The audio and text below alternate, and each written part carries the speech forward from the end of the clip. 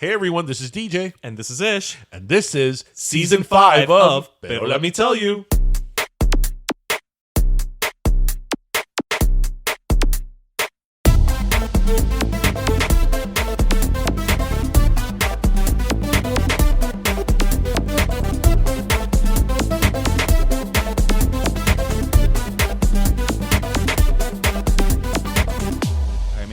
Now, we've had some great guests. We love all our guests. But every once in a while, there's a guest that we love a little more. And this is one of those instances. Now, he's a repeat guest, one of our few repeat guests. But even more than that, he's somebody we've known since way back when, in the days of Southwest High, aquí en Westcheste. We have with us today Alex Segura Jr. I'm going to go with Jr. because that's how you're credited on your novels. And... Dude, thank you so much for joining us again. Thanks for having me. It's so cool to be here, virtually, but here. Yeah, well, listen, I can see you, and that's all that matters. Yes, that's all. It's been too long.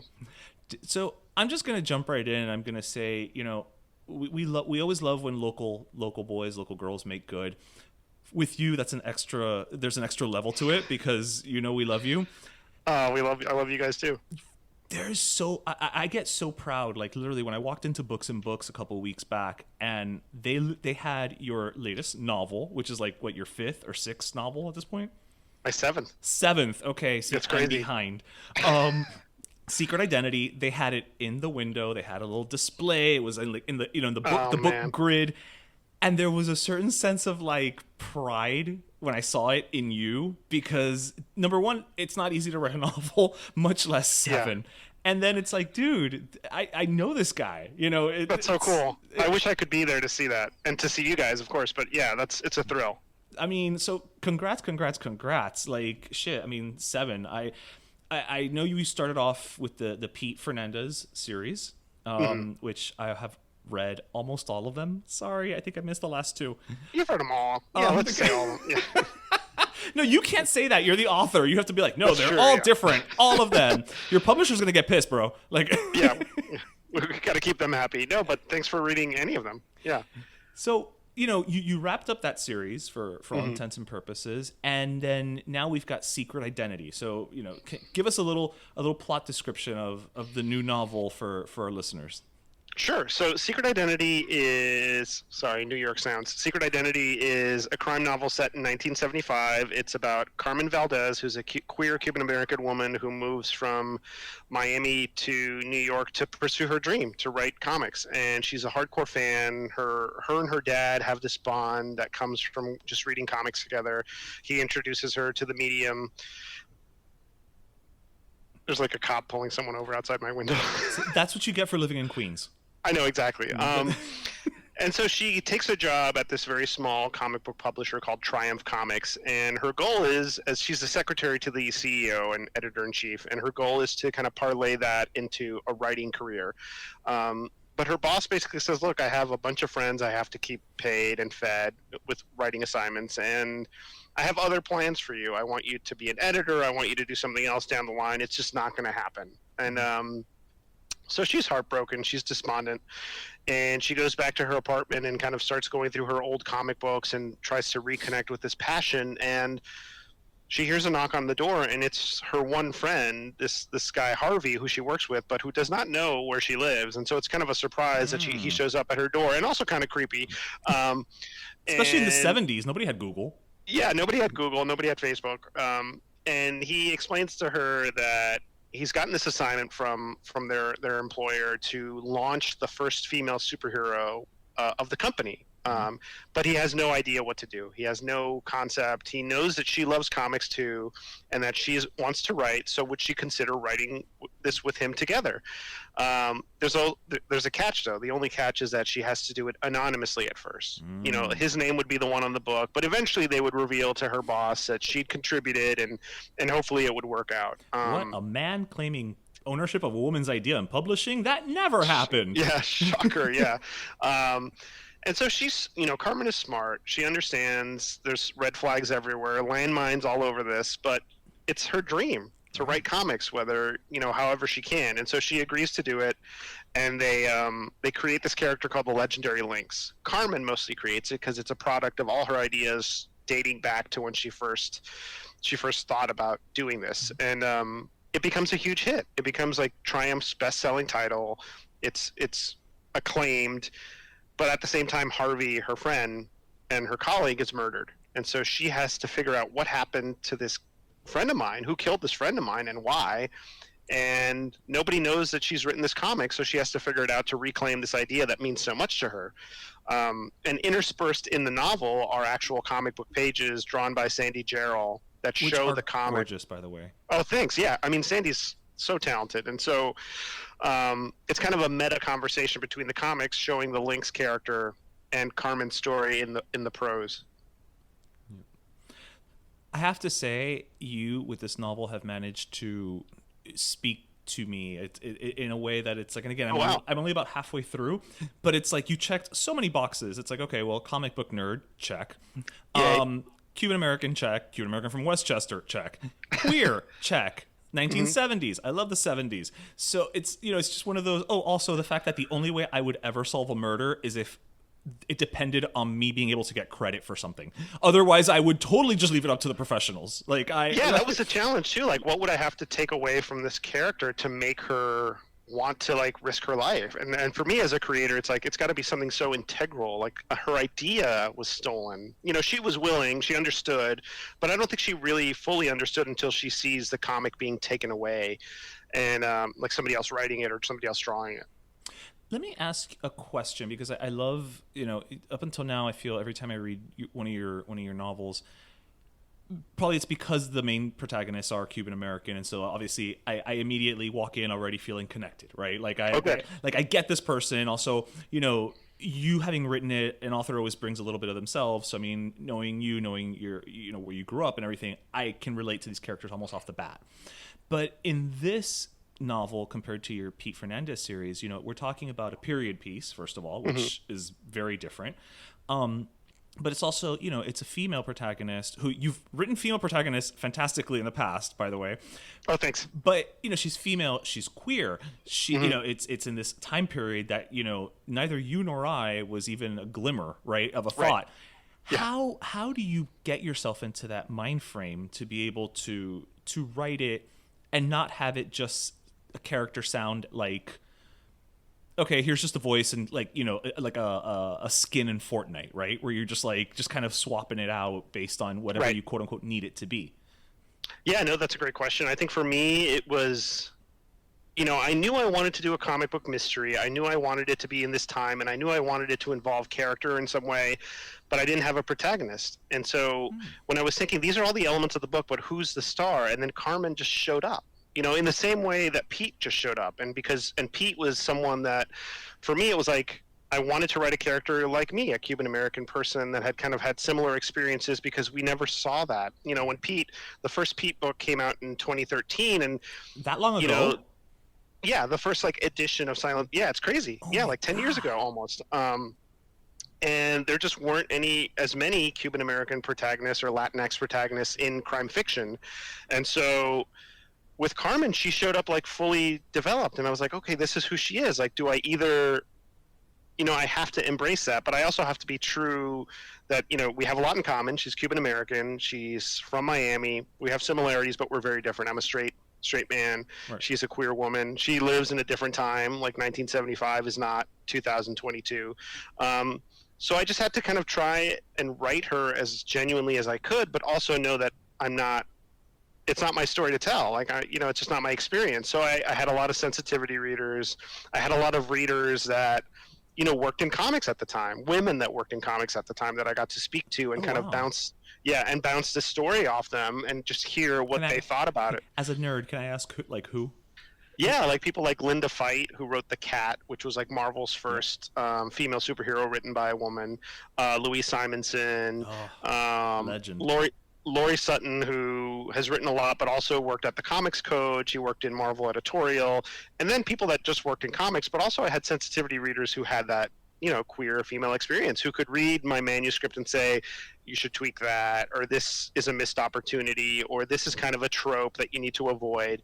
And, it's one thing to say, yes, they read it. It's another thing to say, I took their notes. And and I changed the manuscript to kind of reflect what they were saying and listen to what they had to say. And so in big picture, not a lot was really changed, but tonally a lot, things were changed to reflect that. And I wanted Carmen to feel genuine. I didn't want her to feel like just someone's idea of what that experience would be. And also I didn't try to write the definitive, like, it's not my place to write the definitive queer story. Like, it's just not mine to write.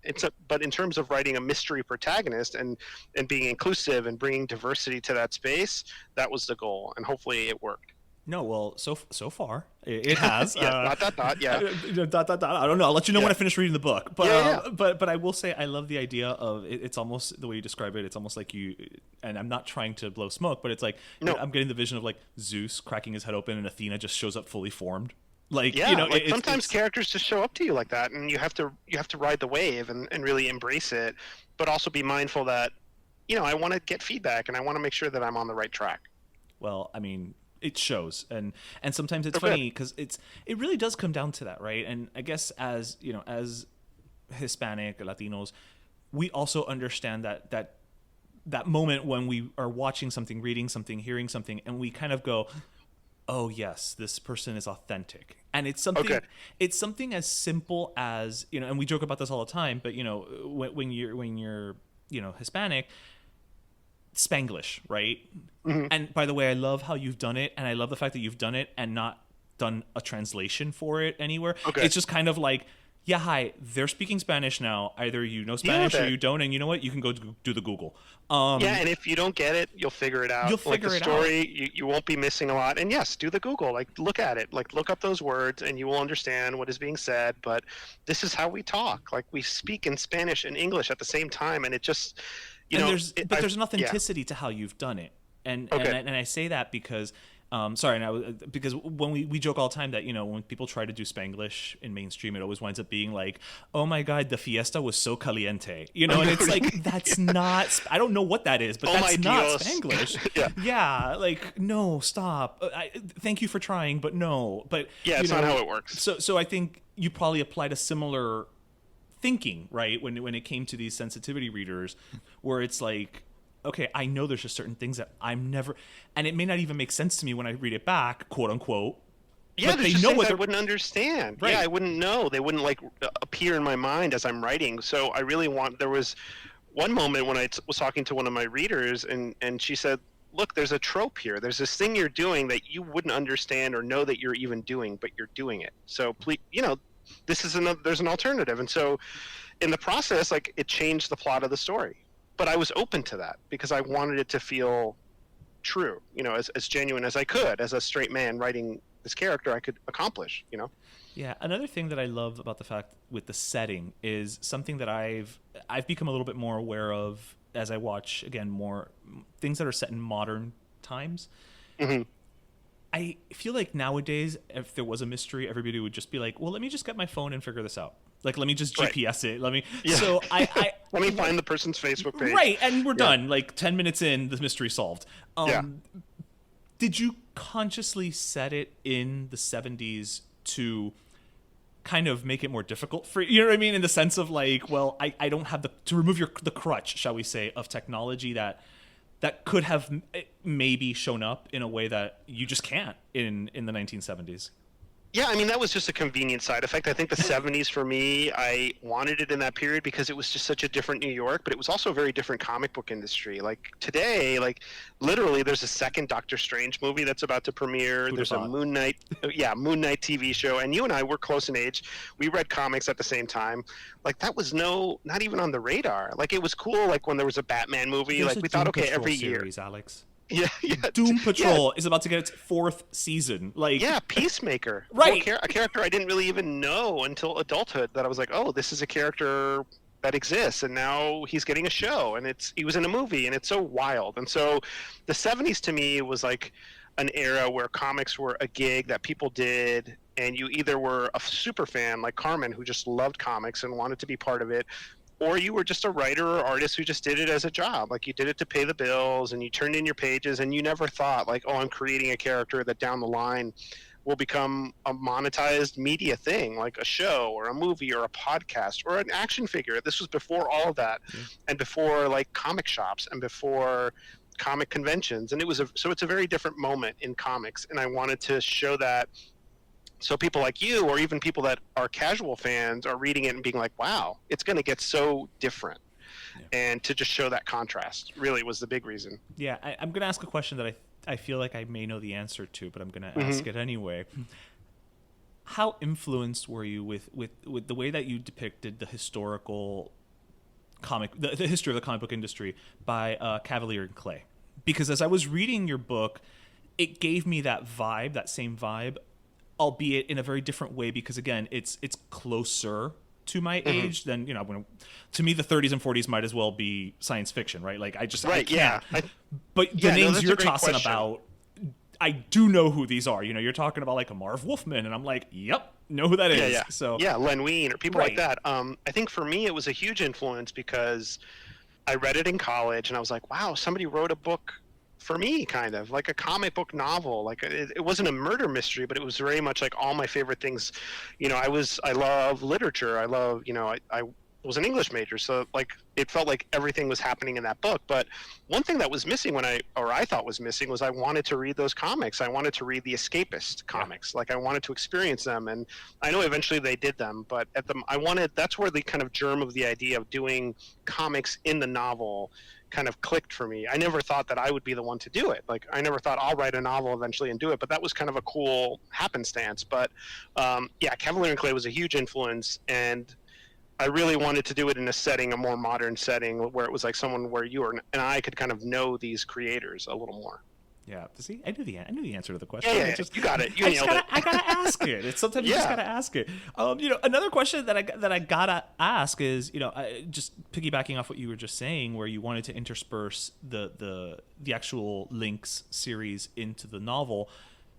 Is there any possibility of the Lynx living outside the novel? Because quite frankly, sir, you whet my appetite for it, and I blame you, frankly, for that. Like we're gonna do it.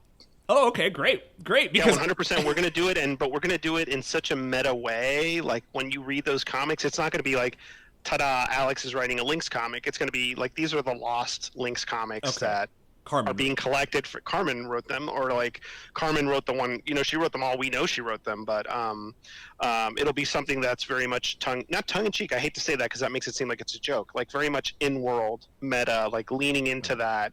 And Sandy's going to draw it, and we're going to treat it like it's a comic from the 70s, and it'll have like an academic approach. Like we actually have an actual comic book, I'm an actual comic book writer, but someone from that era is going to write the intro and say, wow, the Lynx comics really influenced my comics. And it's just going to be like, really, like we're going to play it.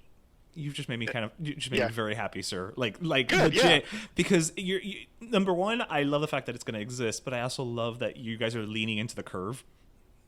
We want to will this into existence. Like I want it to be so meta that like people are going to read it and be like, "Is this real? Like, is this real? A real comic that existed in 1975?" Did I miss something somewhere? No, because that's like I love stuff like that. I love meta stuff. What I loved about Cavalier and Clay is that the story wove through history, and what I love about Secret Identity, and I know I wrote it, but what I love is that I wanted it to feel like the sense of verisimilitude, like it's actually happened. Like you want to treat it with such care and thought that it actually may have happened.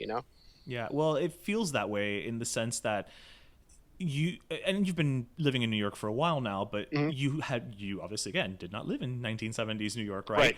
But I didn't exist. No, at all. But it still feels like, I know people often say that, like, New York feels like a character, but it does feel like you've written about it in a realistic way, where I think maybe the fact that you've lived there for so many years now, you've been able to overlay, like, okay, this is my experience, but what would this have been like back then? I've walked down this street, but what did the street look like back then? Not just writing from afar. Right. Does that make sense? Right.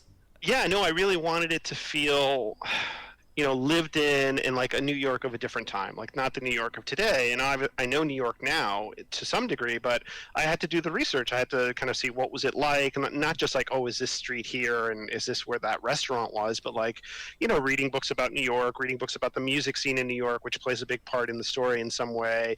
Wouldn't be an Alex Segura novel if no, music yeah, didn't there's play got a to big be part in it. music. Come Yeah, on. there's got to be music. Yeah, and also like a sense of like this is a lost New York, like a New York that's financially in ruin, the crime rates are high, but not just like those broad stroke stuff. Like, what was it like for someone like Carmen to come into New York and experience the city at that time? So I had to try and really make that land. No, and that's what I mean, because it's not like you're just writing about it from the sense of, well, it's the crime city, Right, yeah. anybody Fear can do city. that. Yeah, Yeah. I mean, people who can't write can do that, but you really are taking the time to. Again, it sounds so cliche to say, treat New York as a character, right? But you are in the most respectful, non-hacky way.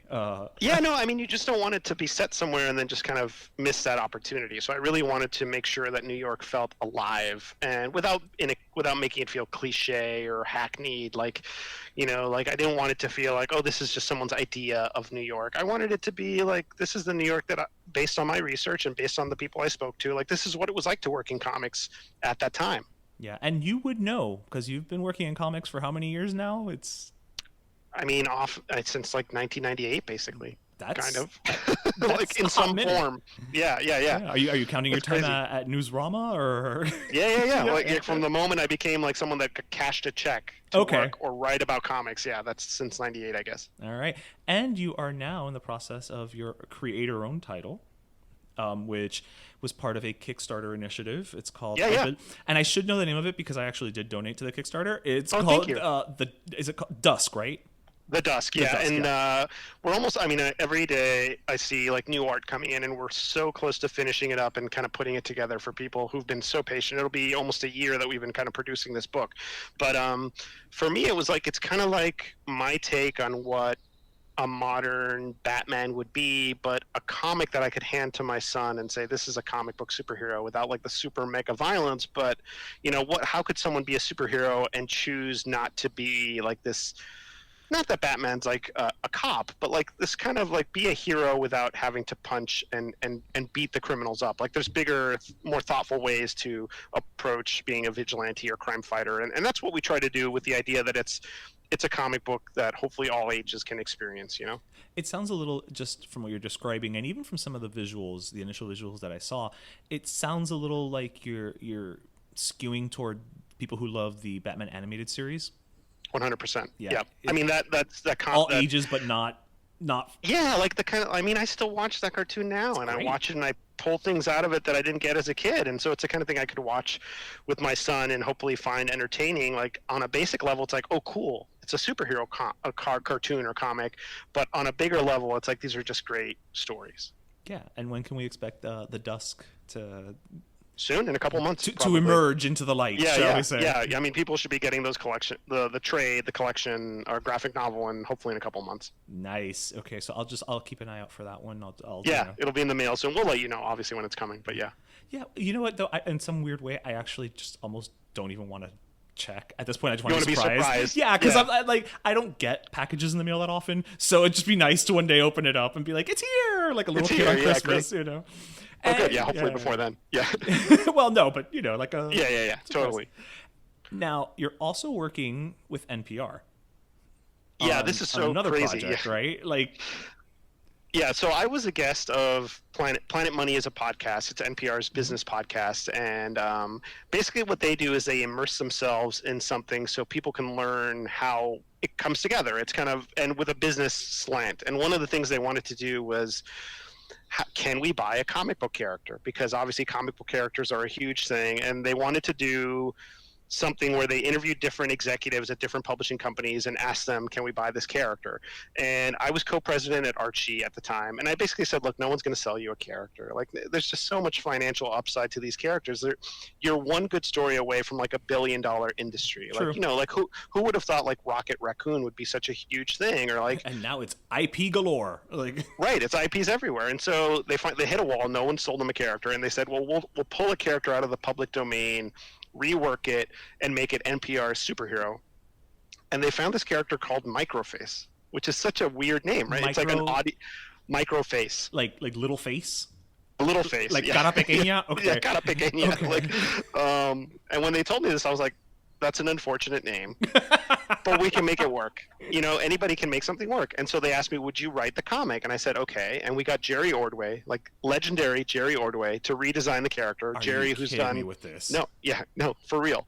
He's done Superman. He's done the Batman movie adaptation comic, like the original Keaton Batman, All-Star Squadron, Infinity Inc. And he redesigned the character for us. And then Jamal Igle, who's an amazing artist, phenomenal artist, another rock star, did the interiors. He's done Supergirl, you know, Molly Danger. That was his creator owned, right? Molly Danger. Mm-hmm. Yeah, he's done a bunch of stuff, like just a superstar, and he did the interiors.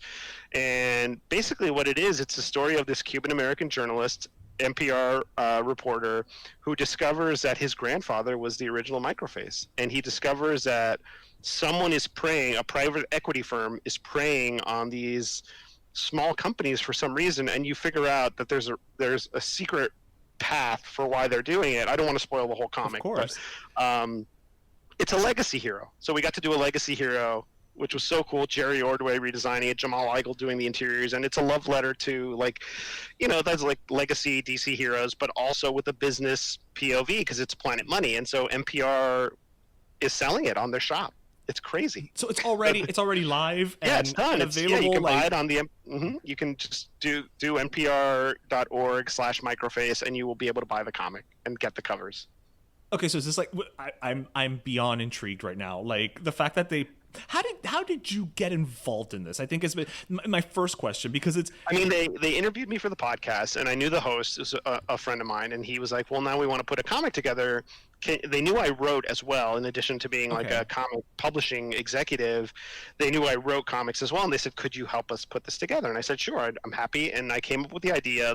The guy's name, Sam Salazar, is the name of the character, like, you know, to homage to like those like.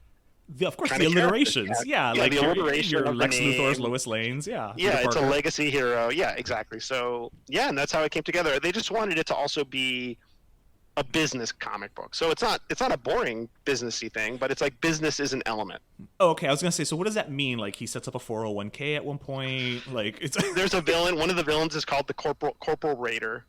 You know, like, so there's like there's a lot of like, this would be like really tongue-in-cheek stuff, but he's also investigating like a very duplicitous private equity firm, and it all leads him to take on the mantle of Microface, which is kind of fun. It was like a puzzle basically to try and solve. Because you almost had to retrofit. Yeah, you kind of have to think about like, how can I get these businessy elements into it, but also tie into the tropes of legacy superheroes, but also make it fun and make it new and public domain and things like that. So I'm really proud of it. I think people get a kick out of it. It doesn't bog you down in like business speak. It's fun. Yeah. Well, is it like a one-off, like a graphic novel, or is it a series? Or I hope we can do more. I'm trying to figure out a way we can do more. All right. Well, may I suggest in the second one he should tell us all how to set up an IRA. That's I have no clue how that works. But it depends. Maybe the villain is Roth IRA or something. Roth IRA. You know, it could be the launderer. He's a money launderer. Embezzler. He just has a coin wash aquí en la ocho. It works. See, exactly. Yeah. See, this is take the ideas, Alex. These are gold. I guarantee you. I guarantee you these will be on Univision soon enough. Awesome. You never know, Alex. I understand now why the Dusk was a little delayed, because, man, when the hell do you sleep, sir? Like, I don't. I mean, it's a lot of work. You have two kids, so like literally you don't sleep. I know you don't, because it's you've got kids. Yeah, no, I mean, it's like, but this is the dream, you know, kind of writing stories, and this is what I've always wanted to do. So it's like it doesn't feel like work that much of the time. Like, it's really like amazing, a blessing. Yeah. What advice would you give to someone? I know that's such a like hacky question, but like, you really are living your dream. I mean, think about it. You know, you're getting to write. You're also working in comics. You're working at Oni Press now, and like, I mean, what advice would you give someone who says it seems so unattainable? I would say, if you want to do something, don't treat it like a hobby. Treat it like a job from the get-go. Like, pursue it diligently. Like, finish your work, and dedicate the time you would. Like, there's a lot of stuff I would I used to do when I was in my 20s or a teenager that I don't do anymore, like play video games. I don't watch as much TV as I used to. But it's like it's a sacrifice for something that you love. So, yeah. Well, I'm glad you sacrificed for something you love because it has churned out some insane content. I mean, we haven't even talked about the fact thanks for the support. I haven't even talked about the fact that you wrote comics starring like the B-52s and Kiss, and well, I'll come back again. I'll be like a triple threat. Dude, I know you're hopefully going to be down here for the book fair later this year. Mm-hmm. I know when you come down to Miami, you're always ridiculously busy because I know how it is when you don't live where you're from. When you come home, everybody wants a piece of you. You get to see your family and your friends. Yeah. But I genuinely hope that we can at least run into each other at the book fair. For sure. When you come down. But dude, I love talking to you, and I love every time that I see you've done something new, and it just. I'm not blowing smoke up your ass just because you're here. I am literally telling you, I am so proud of you. Like, Oh, thanks, man. I mean, we grew up together, so we've known each other forever. So it's an honor to be here on this amazing podcast and see how you guys are doing. And yeah, thanks for having me. No, man, thank you. And will we get a secret identity too? Again, I haven't read the end, so I don't know if she's set up or I don't know if she kills everybody at the end. Sort of sequel, yeah. So yeah, it'll be set in the modern day though. Oh, okay. So we get to age along with Carmen. Oh, there'll be a new protagonist, but Carmen will be part of it. Yeah, maybe if she survives the book that you're reading. I haven't finished the book yet. Maybe it ends with her just taking out a city block. We don't know. You never know. Yeah. All right, man. Oye, cuídate. Un abrazo. Like, always love talking to you, and can't wait to finish the book. Pero Let Me Tell You is co-hosted by Darian Borges and Ismaeliano, produced by Ismaeliano, and our theme, Pero Let Me Tell You Freestyle, is composed by Michael Angelo Lomlaplex, the official gay guy. And don't forget to subscribe and leave us a review on iTunes.